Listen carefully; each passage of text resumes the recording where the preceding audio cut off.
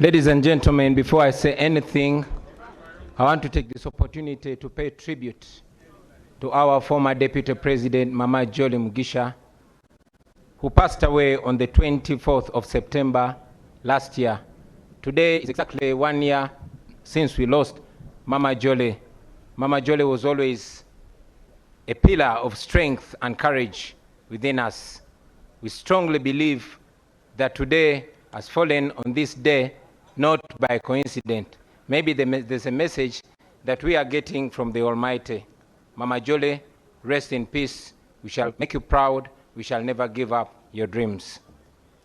Fellow Ugandans, ladies and gentlemen, comrades in the struggle, I am deeply humbled and profoundly honored to accept your nomination to be the next president of the Republic of Uganda for the year 2026 to 2031, not 1926 to 1931. I thank you very much for the trust that you've continued to place in me ever since I offered myself for the first time for the presidential office in 2021. Today, my heart is filled with a deep sense of responsibility to deliver to that trust that you've put in me.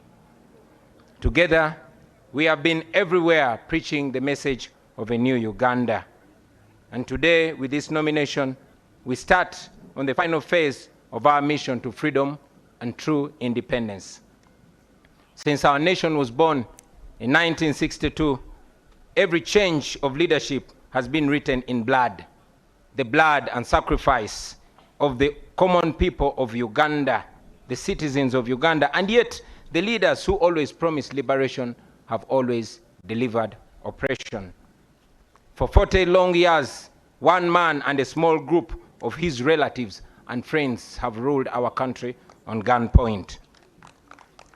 They have looted our nation and turned every institution of government into a tool of oppression. They have reduced the citizens of Uganda into slaves on their own land. They have reduced all of us into beggars, and they've turned our poverty into a tool of control. And yet, our country is not poor. Our country is rich.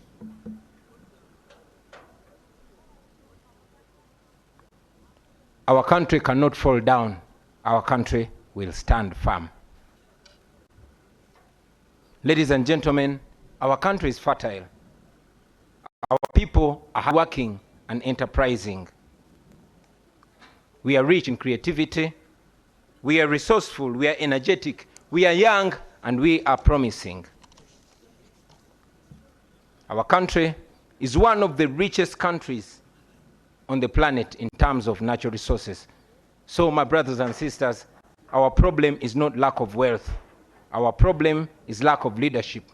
Leadership that serves the people instead of terrorizing them and exploiting them. Leadership that seeks to uplift the citizens instead of enslaving them. Sisters and brothers, this is not the first time that we stand before you with a dream of a new Uganda. We first made our attempt 5 years ago in 2021. Hundreds of our brothers and sisters were tortured. Many of them were arrested, and they're still in prison as we speak right now. Many were killed, and many are missing to the present day. And yet, we refuse to give up.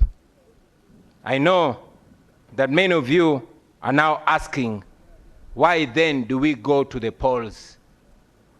Why do we risk the tear gas, the bullets, the prisons, the torture chambers, the death, and all the mess that is awaiting us?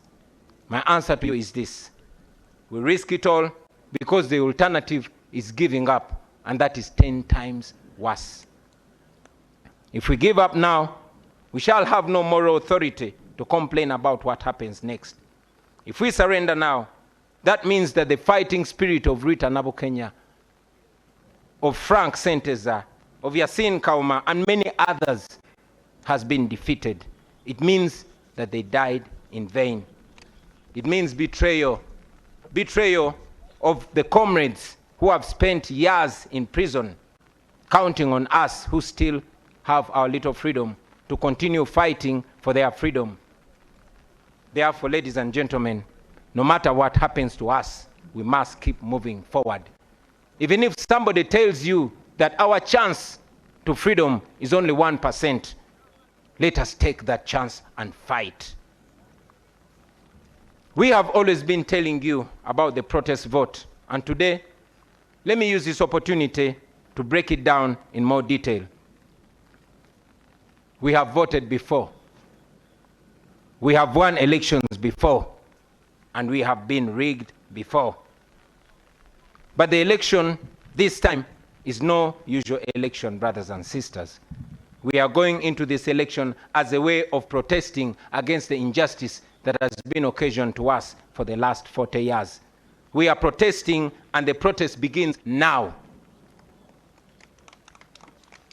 We must use this election season to rally the people of Uganda, to express their anger and to express their hope at the ballot box.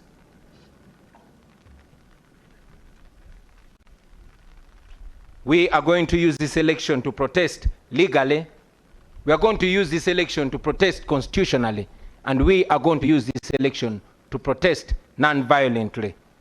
We must mobilize the people of Uganda to come out and vote in very, very large numbers.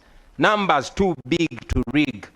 We must lay different strategies and make different plans to ensure that we, the people of Uganda, get our freedom in this season.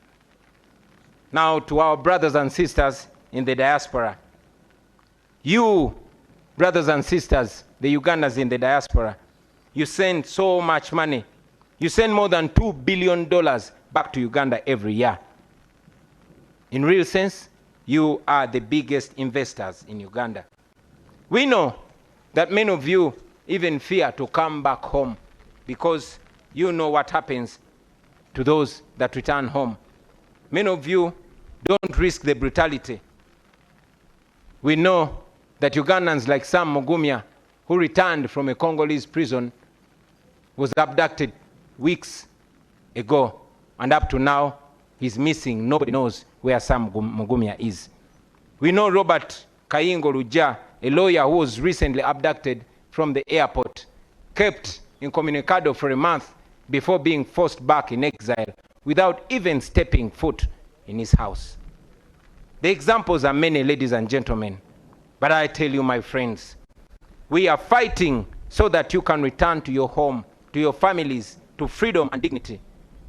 We are fighting so that you are received with roses and not handcuffs. We fight so that Uganda can give your children the chances and opportunities that you never got. That is why we fight. Now to General Museveni. I know you don't like listening to young people or even listening to anybody at all, but at least listen to your friend and mutual comrade, General Kainda Otafire. I want you to remember that Uganda was here before you, and Uganda will be here long after you are gone. You don't have to burn it down on your way out. The best guarantee for your legacy, for your security, and for what you and your people have earned in the last 40 years is to allow a peaceful, orderly, and democratic transition of power.